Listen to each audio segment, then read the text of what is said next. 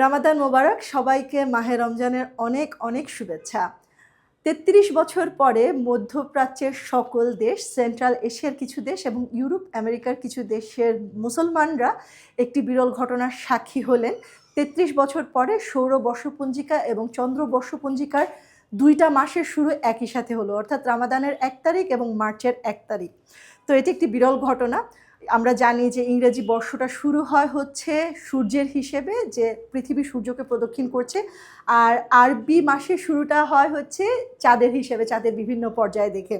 যারা আজকে থেকে রোজা রাখলেন, অর্থাৎ মার্চের ১ তারিখ থেকে রোজা রাখলেন, একই সাথে রামাদানের ১ তারিখ থেকে অবভিয়াসলি আমরা সবাই রোজা রাখি। তো বাংলাদেশের মানুষজন এটার এক্সপেরিয়েন্স করতে পারলেন না বা সাক্ষী হতে পারলেন না, বাট হাউএভার সবাইকে রমজানের অনেক অনেক শুভেচ্ছা। আমরা সুস্থভাবে সুন্দরভাবে প্রতিটি রোজা রাখি।